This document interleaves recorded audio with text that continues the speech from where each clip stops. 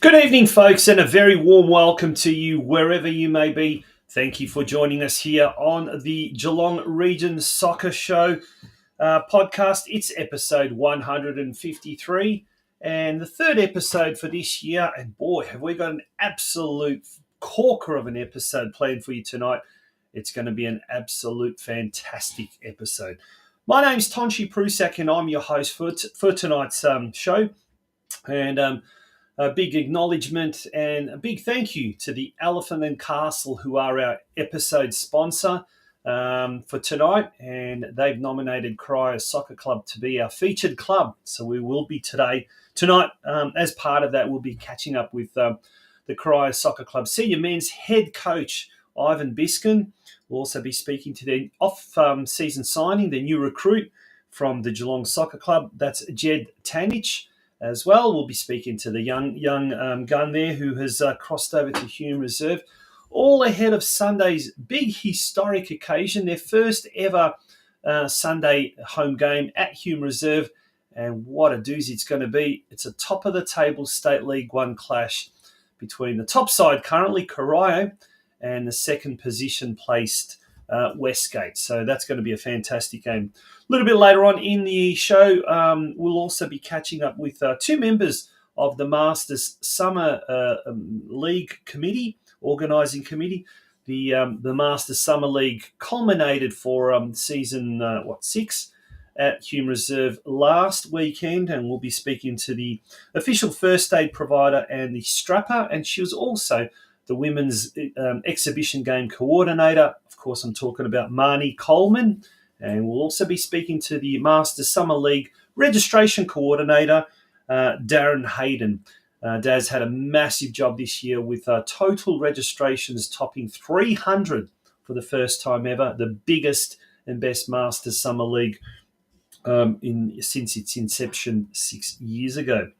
Lots to talk about, lots of news going on, so strap yourselves up, folks. Straight after this a short message from one of our key business advertisers, one of our major business advertising sponsors, Just Turfing Instant Turf. Big shout out to Chloe Lee and the rest of the crew there at Just Instant Turfing. You're watching the Geelong Region Soccer Show.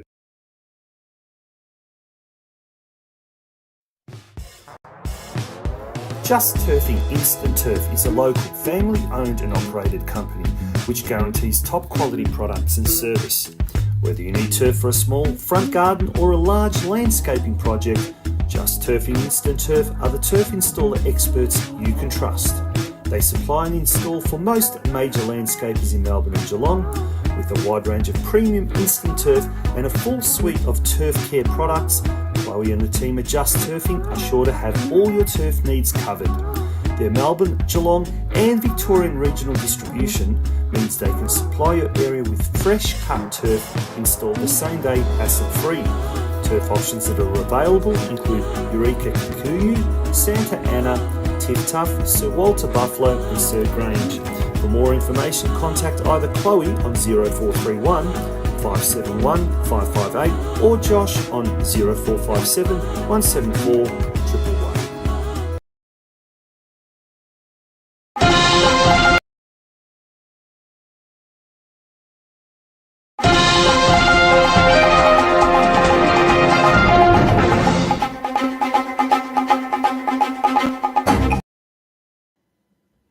Welcome back to the Geelong Region Soccer Show. It's the news desk, and time to talk results from the weekend just gone by.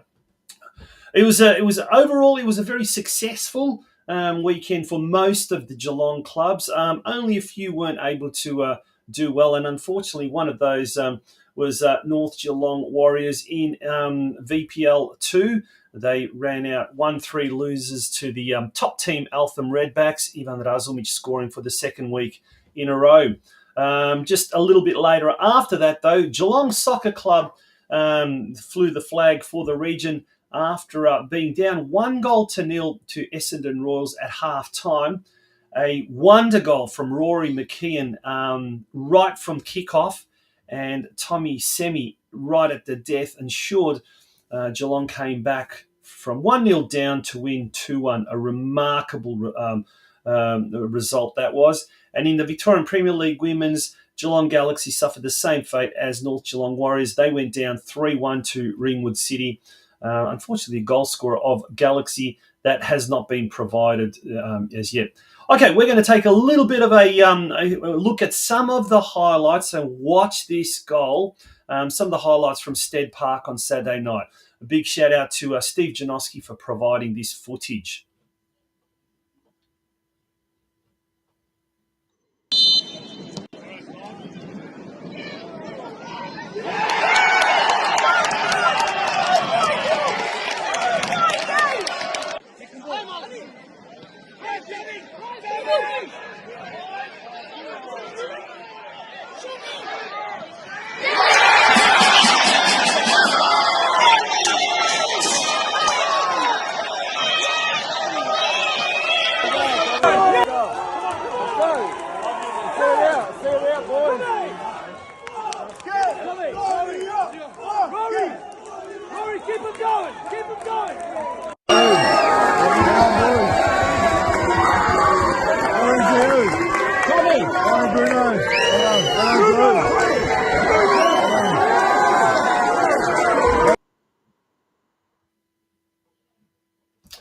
There we have it. What a wonder goal that was by Rory McKeon, the captain, right from the kickoff. Fantastic goal that was indeed. Let's have a look at the fixtures this coming weekend for both the VPL2 and the VPLW division. First of all, on Friday night, Werribee City, who are currently in 12th position, they will host the North Geelong Warriors, who, despite that loss, haven't dropped from their third position on the VPL2 standings. That game kicks off at 8:30 p.m. at Galvin Park this Friday night as round 9 gets underway. Cannot believe that it's already round 9 in the Victorian Premier League 2 competition. Unbelievable. Saturday night sees Goulburn Valley host Geelong Soccer Club up in Shepparton. That game at 6 p.m. kicks off at John McEwen Reserve. Geelong in 10th position taking on Goulburn Valley in 7th position. And they'll be hoping to repeat the result of last Saturday night when they defeated the 4th-placed Essendon Royals. On Sunday, Geelong Galaxy are at home to the table toppers, the competition leaders, Avondale, who are obviously doing very, very well at this stage. Geelong Galaxy slipped from 3rd to 5th after their loss last weekend. This is a crucial game up at Myers Reserve at 3 p.m. on Sunday. Okay, let's have a look at the results of the Men's State League divisions played over the weekend. As we can see, Corio did very well to defeat Brimbank Stallions to make a 2 from 2. Tutu Taya and Owen Shepherd scoring both of Corio's goals. Geelong Rangers kicked off their 70th anniversary celebrations up at Myers Reserve.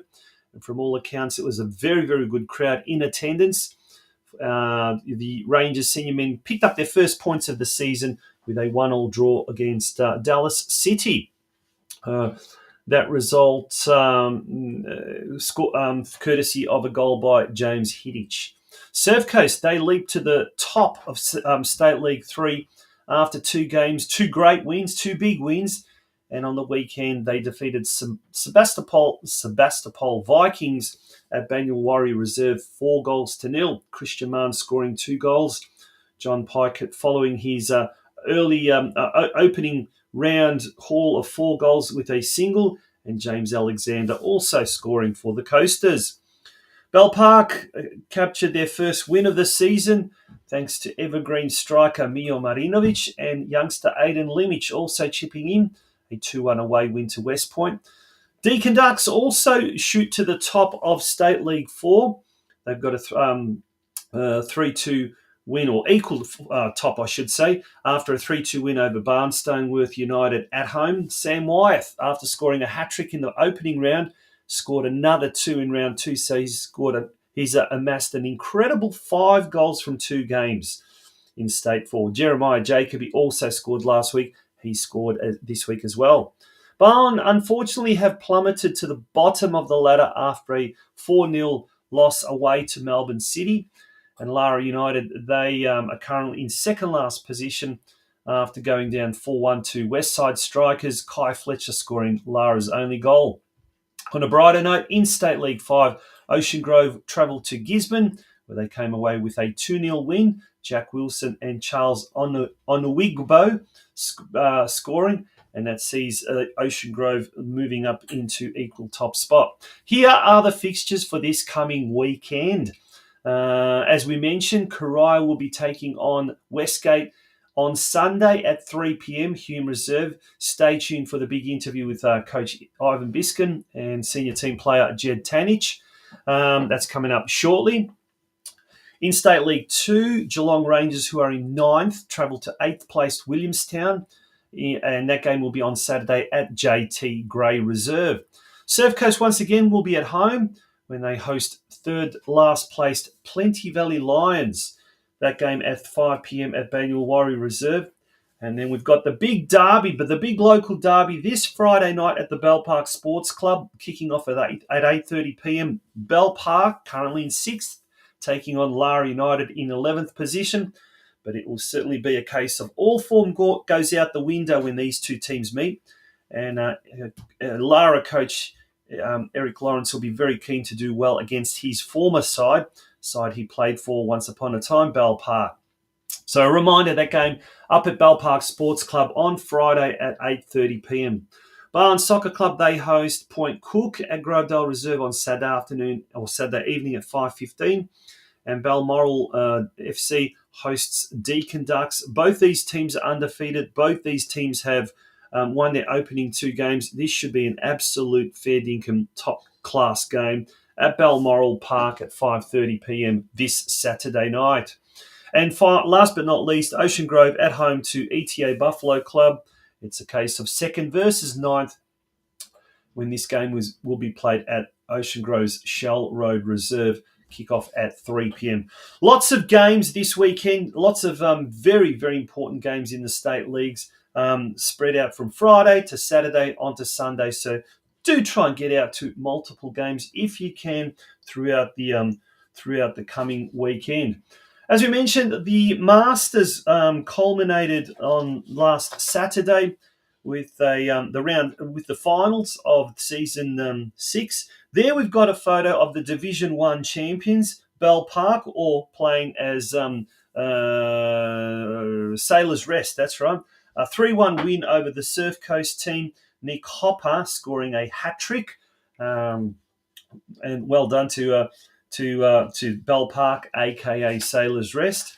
The Division 2, it was Bayern Munich taking on Unatletico, i.e. Lara United. And goals from Chris Byrne and John McCann secured a 2-0 victory for Bayern and the awarding of the first ever Division 2 trophy. The Masters also saw the first ever women's exhibition game played early in the day. And from all accounts, it was a huge success. And organisers are already looking at how next year they can incorporate a women's division into the Masters Summer League. So well done to everyone involved. We hope to have someone from the Masters Summer League, Simon Blanche or Nick Screech, on next week's show to talk a little bit more about the Masters Summer League. But later on in the show, we will be catching up with MARNIE Coleman and Darren Hayden, both from the organising committee of the Masters Summer League as well. Now, over the weekend, we saw some 2 fantastic results by some of the city's juniors. The Geelong Rangers boys under 14s. Well, history was made when the under 14s claimed the inaugural Keon Park FC Junior Cup in stunning fashion, defeating a very good Brunswick Juventus team 4-0 in the grand final. It was a dominant performance from start to finish. Every player gave their all to secure this unforgettable victory. The Rangers would like to thank Keon Park FC for hosting what was indeed a fantastic day and making this event so special. Congratulations to the team, the coaches, the supporters for what was an incredible tournament. So well done to the Geelong Rangers under 14 boys.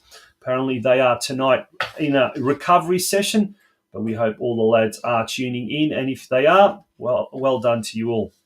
Well done also to the Geelong Soccer Club under 11s team that took part in the Macca's City Cup. last weekend. A tournament that is held at Casey by Melbourne City Football Club. They took out the under-12 Liga champions, defeating Goulburn Valley Suns in a tense penalty shootout. What a way to decide a final. If you win it, it is the best way. If you lose it, it is the most horrible way. But after trailing 2-1 with only minutes left, the Young Lions pulled one out of the top draw with a world-class strike, sending the game to a penalty shootout. Just like in the semi-final win over the Springvale White Eagles, the Young Lions held their nerve once again and came out as champions. So not a bad effort to win 2 penalty shootouts. Fantastic effort throughout the weekend from a talented squad of players that are all still eligible to play under 11s. Every player in the squad contributed to this well-deserved victory. Bravo to the Geelong Soccer Club Young Lions, to the coaches Alex and Sean, and all the support staff and parents, guardians for their sacrifices to make this all possible for the kids. So well done to everyone involved, and how good is it when you hear some good stories about some of our juniors. Folks, if any news is happening at your club, do drop the Geelong Geelong Region Soccer News Facebook page, or communitysportsmedia@gmail.com, or even comment in the comments below if any of your teams have done well over the last few weeks, or in the last week or so. All right, we're going to take a short break. A special message from our major episode sponsor for today, Elephant and Castle. When we return, we've got 2 interviews with Corio Soccer Club's Senior Men's head coach, IVAN BISCAN, and also their young gun, new prize recruit who's come over from Stead Park and is calling Hume Reserve home. And we're talking about JEDD TANIC. Don't go away, folks. It is the Geelong Region Soccer Show that you are watching.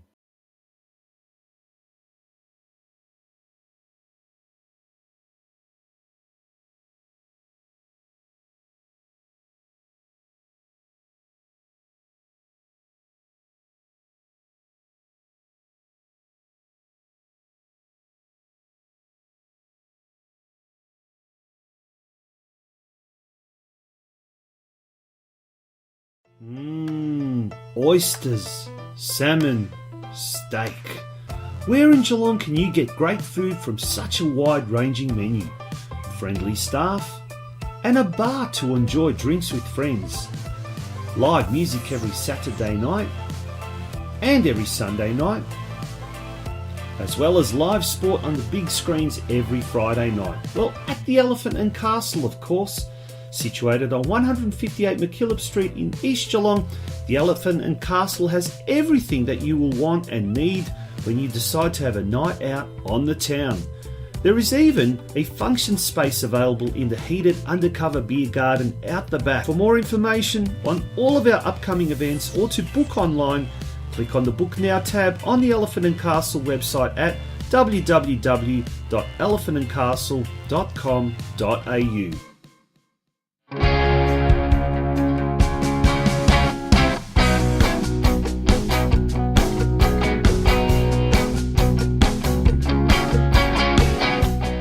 We're here with Corio Senior Men's State League 1 coach, IVAN BISCAN. Ivan, thank you for joining the Geelong Region Soccer Show podcast. A regular visitor. We always welcome you. It's great to have you on board. No, thank you very much. It's great to be on. Great to be on your channel. Yeah, now we're pre-recording this the day after Corio's second win of the season, so a 2-1 win against Brimbank on the weekend, and that was followed after a 2-1 win here on opening day against Yarraville. Good start to the season, mate. Happy with that? I'm very, very happy. We had a really good pre-season leading up to round 1. Yep. So the confidence from that has flowed on into round 1 and 2, obviously. And look, we're not getting ahead of ourselves. We know that there's a lot more harder games to come as well. So let's see what it brings over the next 3 weeks, I guess. Yeah, look, obviously first, it's just started, so, still very early days yet. But look, Yarraville were always going to be a tough team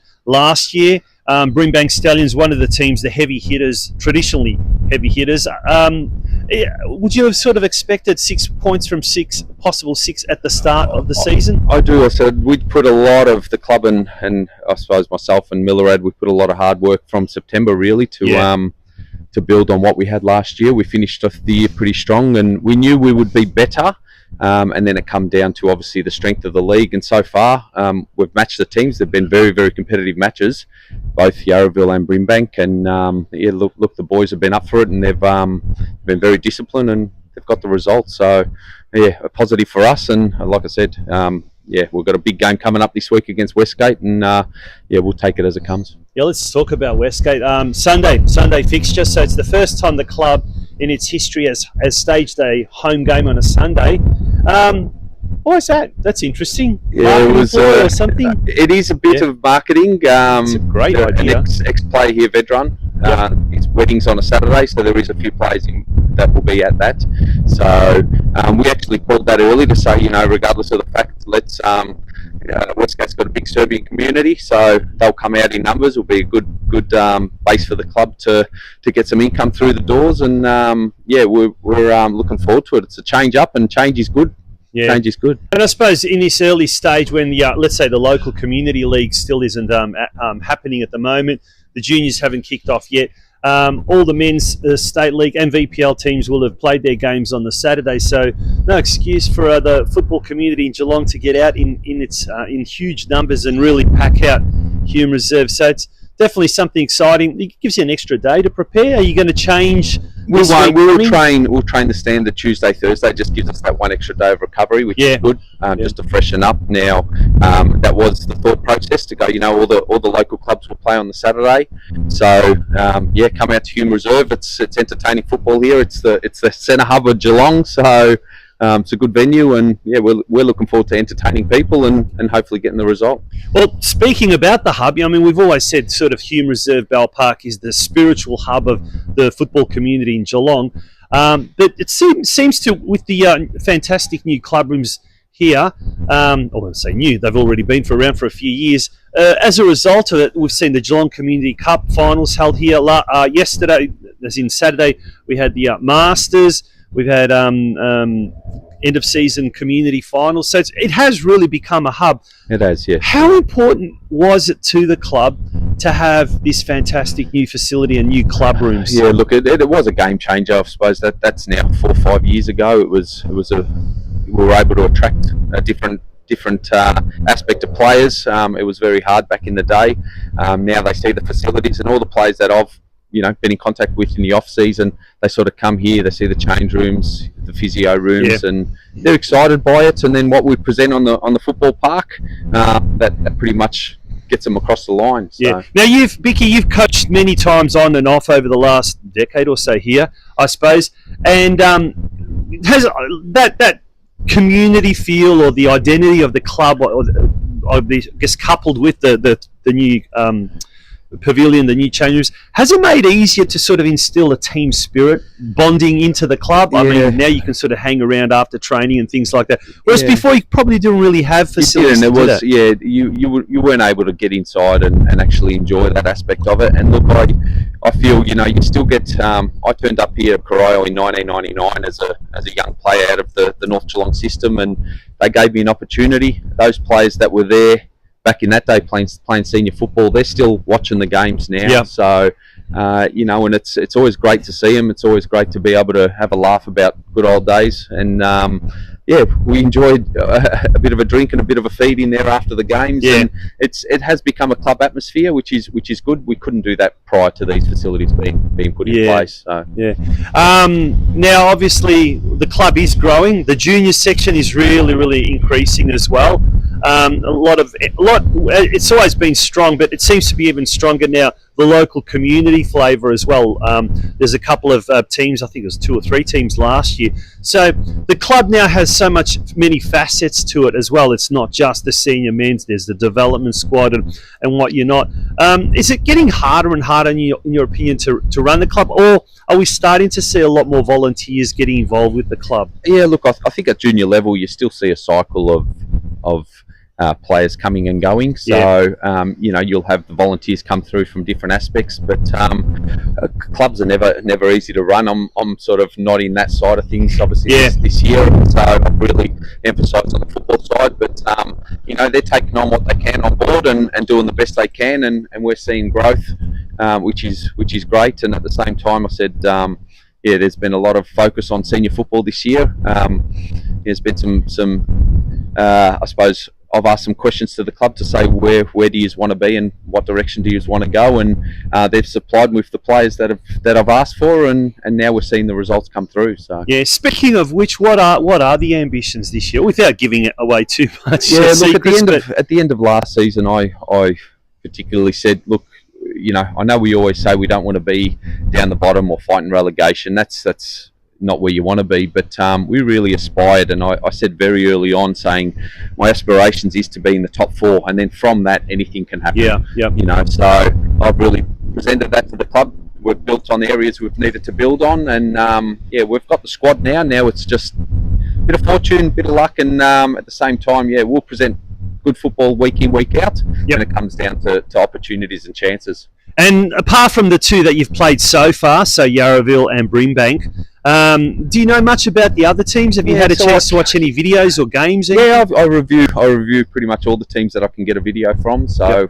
I was fortunate enough to get Westgate's footage from the other week, so I've already reviewed that. And I try not to focus too much on the opposition. I really try and focus on us to see how we can actually go ahead and win the game, instead of worrying about how to stop them from winning it. So that's always been my focus, and said we'll break down key positioning players from the opposition, but at the same time we just need to make sure we do our job. Yeah. And I guess finally, which teams are the ones that pose the biggest threat in State 1 this year? Oh, you hear some crazy budgets, but it's shocking, isn't it? It's unbelievable. Yeah, the budgets are phenomenal, and we we're fortunate enough we've got a good local base. So look, Westgate will be up there.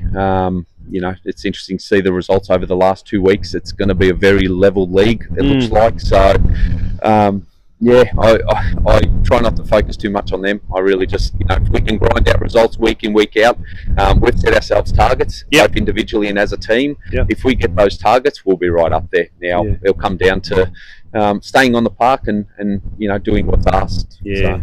It's still early days yet, and but definitely have not started better than 2 wins from 2 games. So 100% record at the moment, and we hope that continues next weekend when Corio hosts Westgate here at Hume Reserve on Sunday.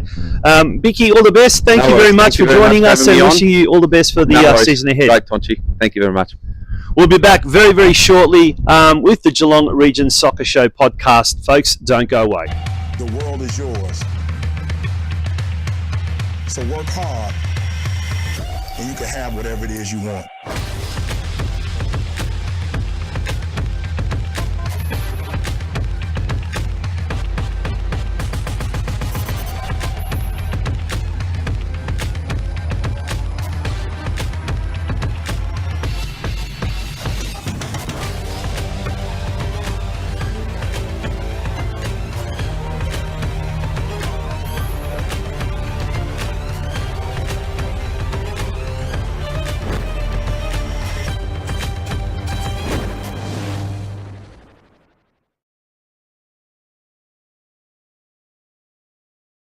Welcome back to the Geelong Region Soccer Show podcast, and we're joined now by one of Corio's new recruits, off-season signing, former Geelong Soccer Club junior and senior player as well, JEDD TANIC. JEDD, welcome to the Geelong Region Soccer Show firstly. How are you? Thanks for having me on, Tonchi. Very well, thanks. It's an absolute pleasure. Mate, 2 games, 2 wins. You can't ask for better than that. That's a great start to the season. Yeah, literally I've been saying to everyone, 2 games, 2 wins. It's been a great start to the season and can't ask for much more. Really. Absolutely. Yeah, first game against Yarraville. Obviously, it was always going to be a tough game. Yarraville are traditionally a tough team. Yeah. But you guys matched it in every sense of the word, and particularly in the physicality department. Is that something that IVAN BISCAN, the coach, has been really pushing in the off-season, or is it just some of the players that you've recruited are real tough out there, tough as nails type players? I'd say our team's more focused on our sort of game, where we like to keep the ball, play out from the back, and use our technical sort of players. Yep. Most of the opposition I've found we come across against so far, they like to play very physical and go long. So I think we've sort of adapted well by just sort of focusing on our own game and really moving the ball quickly, listening to what Bicky tells us to do, and I feel like it's worked well considering the physical oppositions we've come up against. Who was worse, Greenbank on the weekend or Yarraville in round one?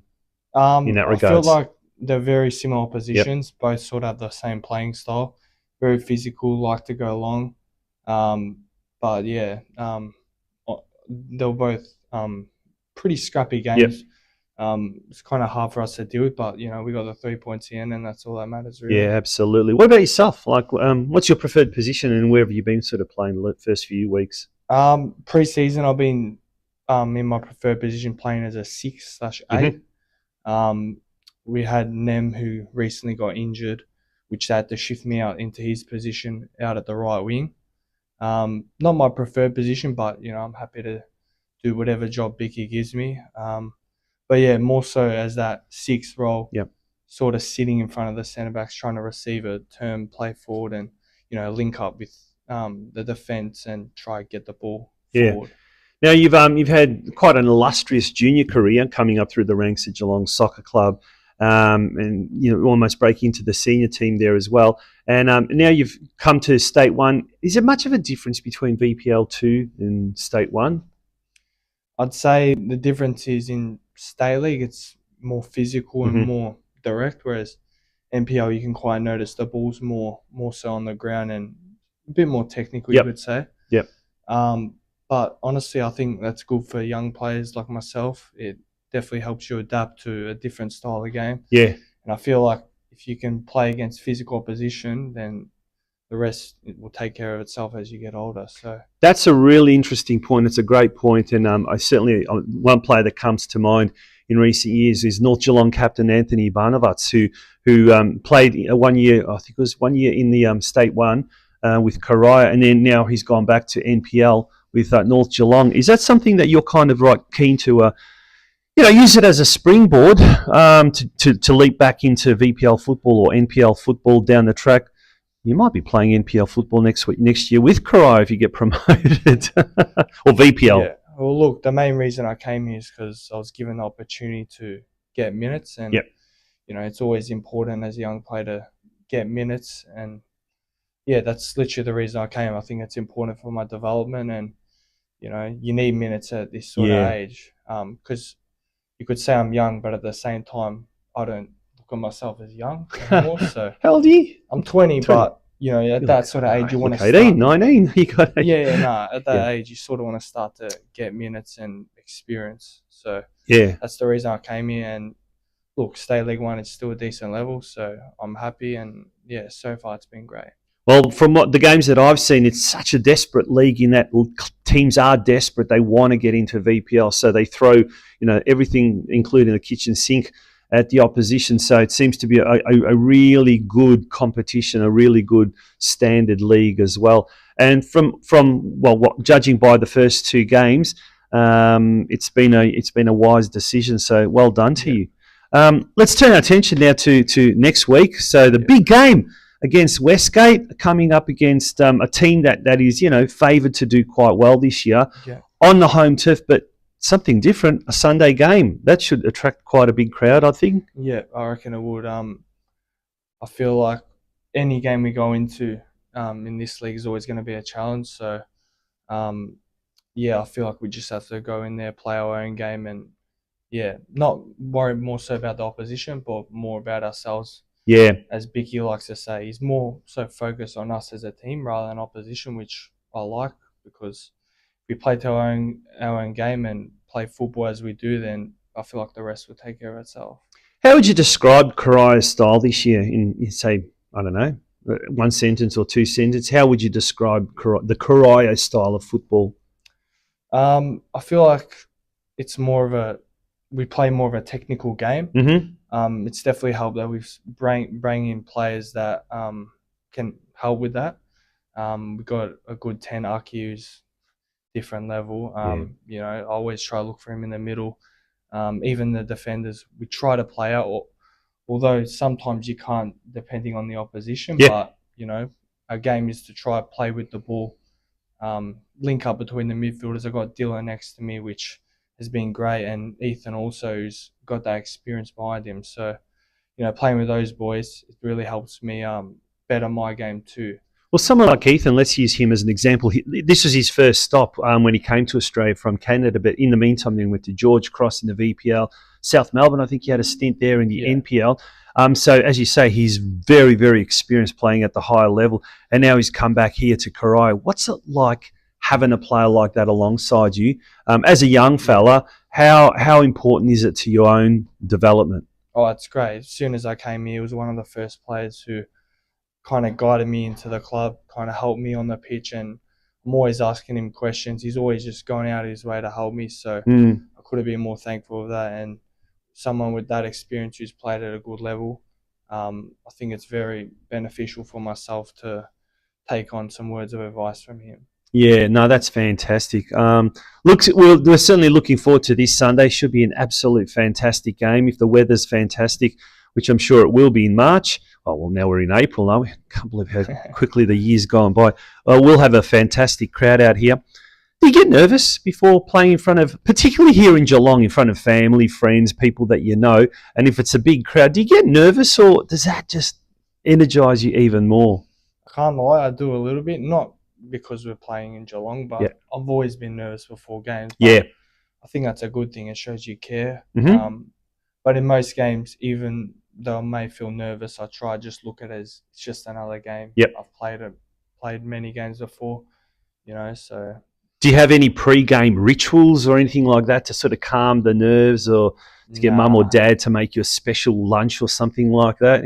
Anything like that? Oh, I try to definitely keep on top of what I eat before a game.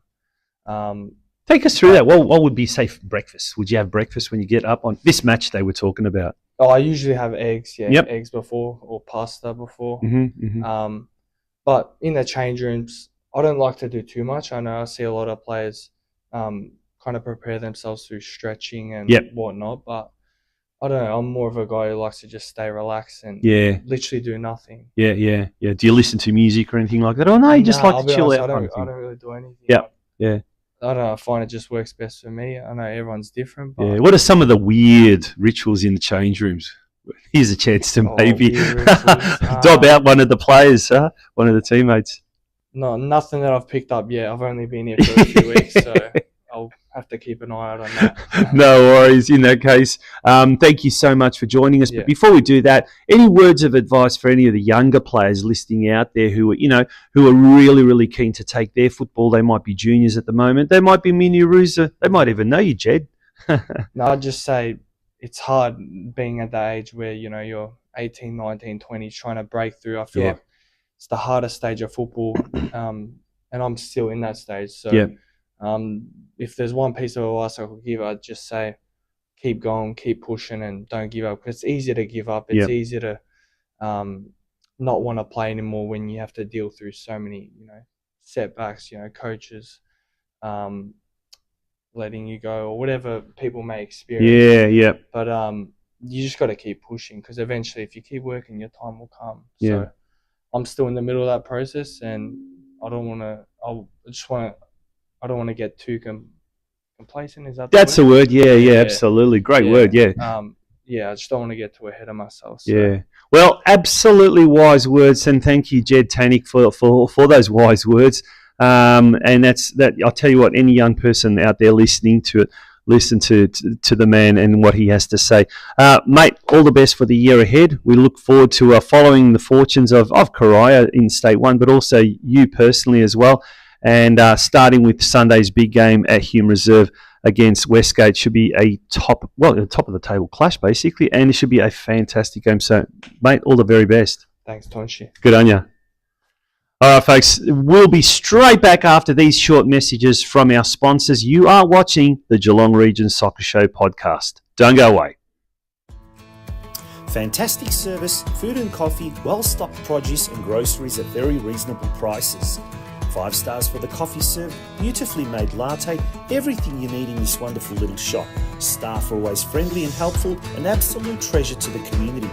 These are just some of the glowing comments of praise by both regular and first-time customers of the iconic Birregurra General Store. The De Kunte family, well known in Geelong football circles, has run the iconic Country General store since 2020, and apart from providing top quality service, they, along with their extremely pleasant and friendly staff, make sure that everything you could possibly need is well stocked and always available. Located at 59 to 61 Main Street in Birregurra and open all 7 days a week, the Birregurra General Store is open from 6am each weekday and 7am on weekends. If in Birregurra, pop in and say hello to Steve and Angus.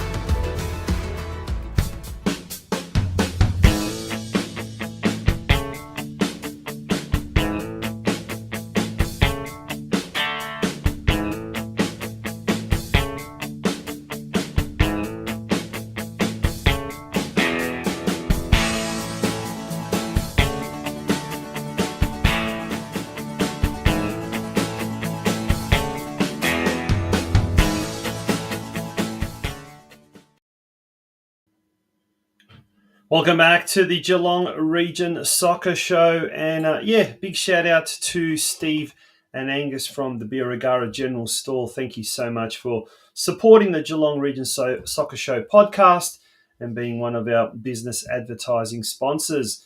If you'd like to get on board, and if your club would like to get on board and be one of the episode sponsors, or if you'd like to, your business would like to support the show that is supporting your sport, get in touch with us. Email us at communitysportsmedia@gmail.com. Send us a private message via our Facebook page, or get in touch with me directly if you do know me.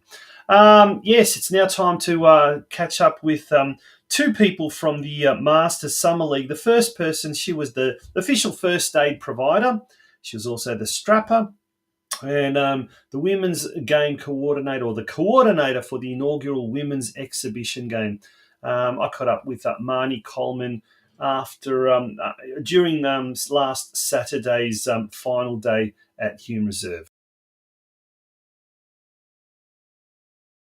We've got a very special guest here on the Masters Summer League, the grand final day.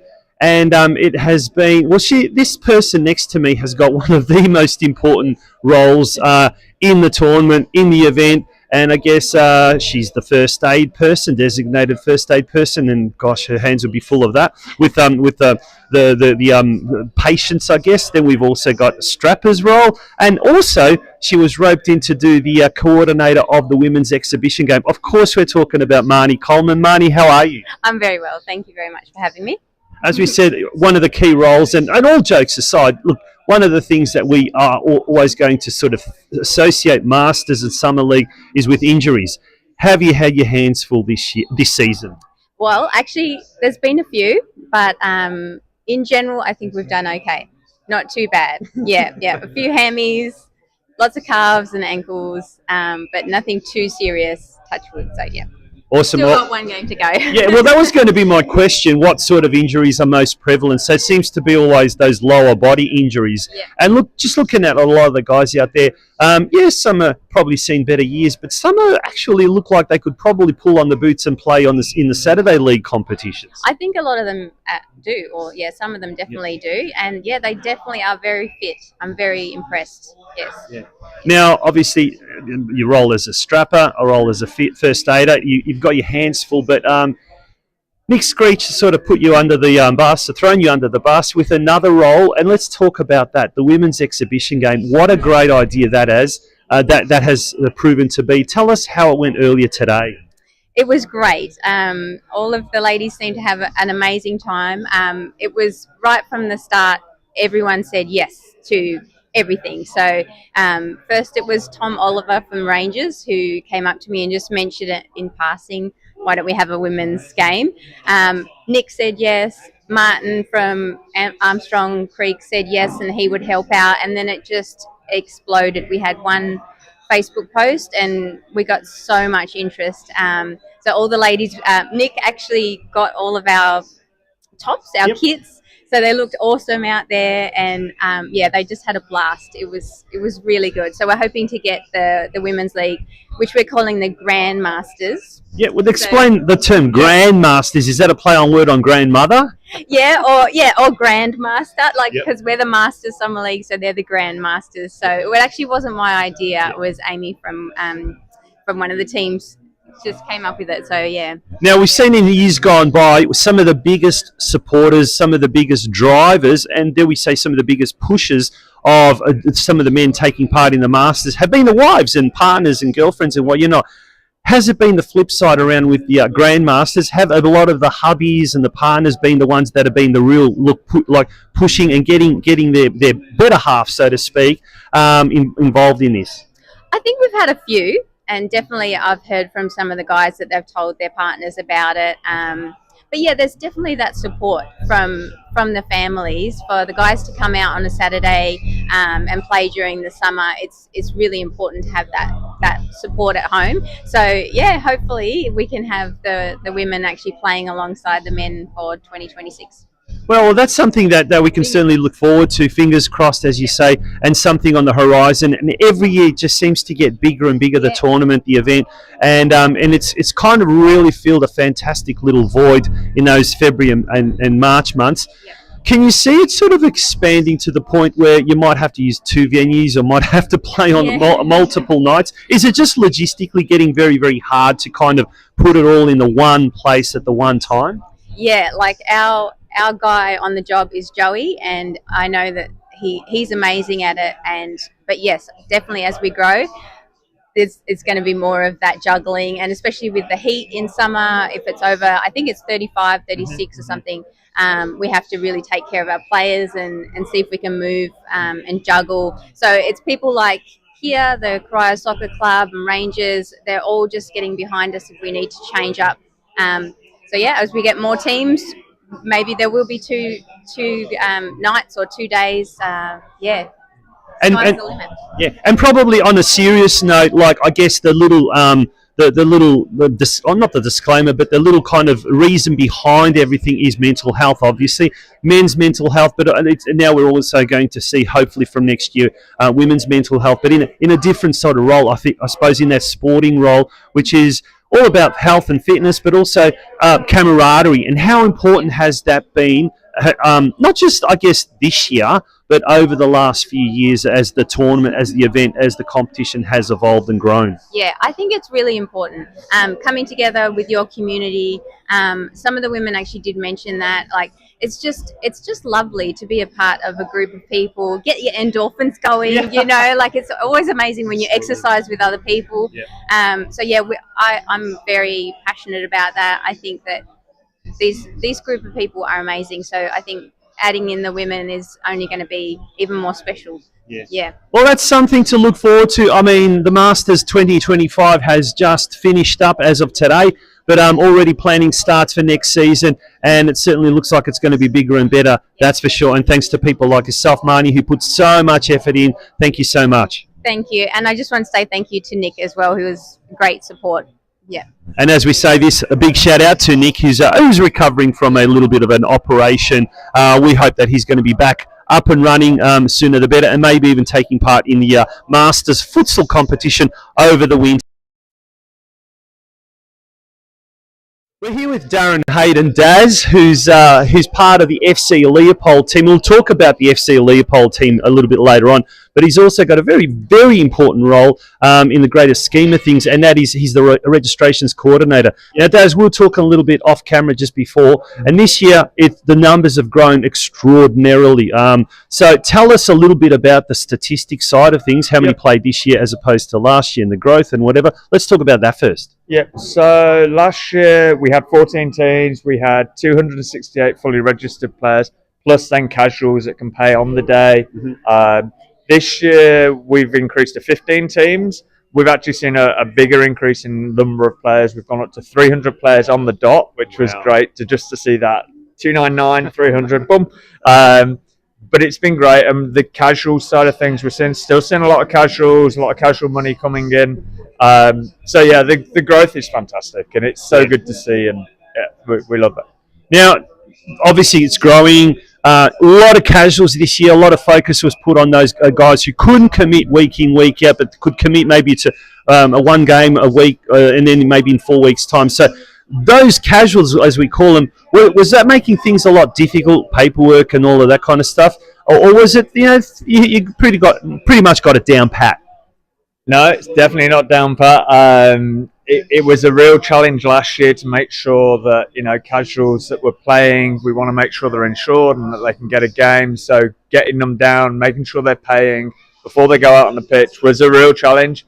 We've lent into the organisers of the teams this year, and we've asked them be accountable, make sure it happens. We're raising money for, to go to good causes. So, and we've got some big squads out there. We don't want to take away time and, from people that have paid to be out there. Even if you're just here for a game, just pay your game money and that sort of stuff. So it's been great to see the number of casuals we've had here. We've probably raised a bit more money than last year we did in casuals. And it's great for those people that just want that flexibility. Yeah. Hey, I can play that week, I can play that week. But it's just great that it's all about inclusiveness and getting people on the pitch. So if you can only play 1 or 2 games, great, come down, have a run. So. And speaking of inclusiveness and speaking of getting on the pitch, let's talk about FC Leopold. Unfortunately finished last in 2nd Division, but just like the A-League, there's no relegation, so saved to fight another day. But that you talk about that wanting to just have fun, wanting to participate, but still go out there and play.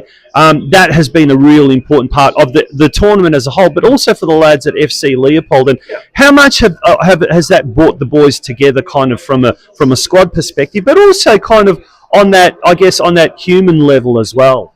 Yeah, I think from a Leopold perspective, I've always been very tight in terms of the reason that we're here is we're here to play, we're here to enjoy it.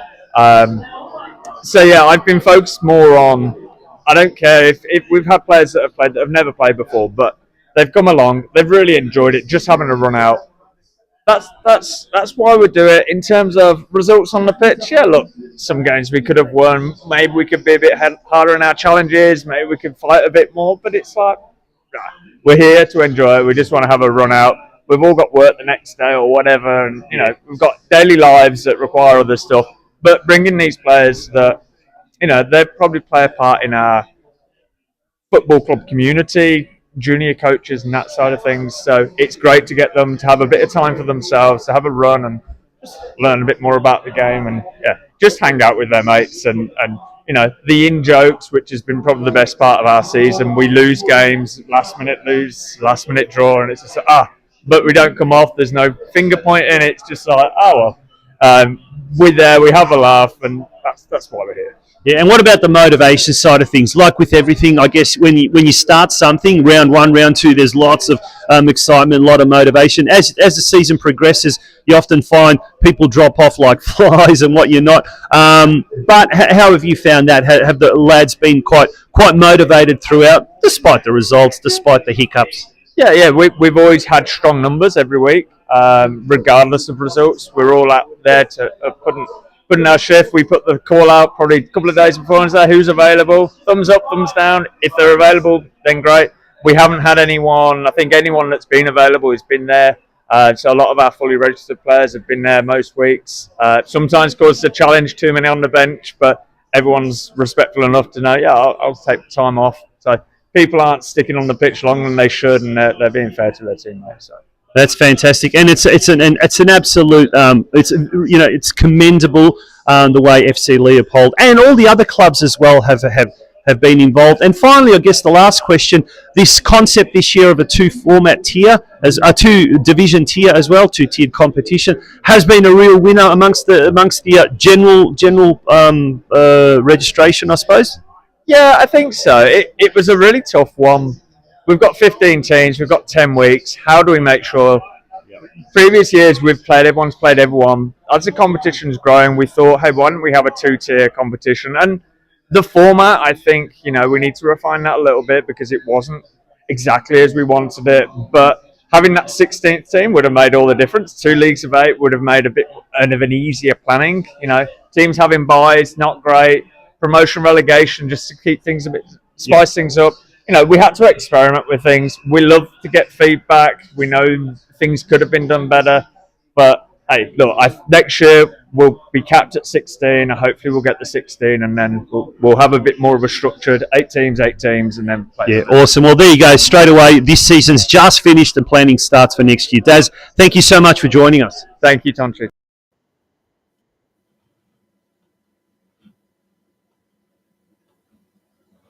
And that pretty much brings us to the end of tonight's show. Before we do go, big shout out once again to our episode sponsor, the Elephant and Castle, and they nominated Corio Soccer Club as our featured club for tonight. And speaking of Corio Soccer Club, the big Sunday showdown this Sunday, the first ever Sunday home game by Corio Soccer Club, the Corio Seniors taking on Westgate FC.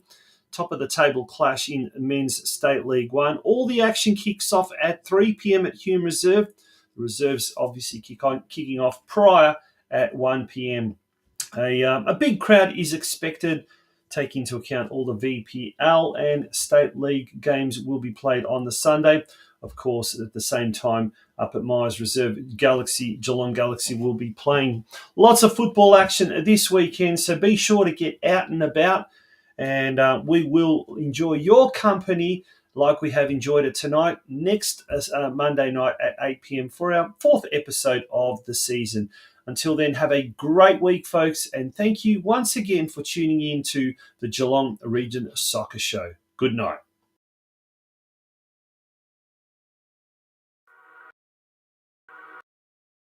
Ooh.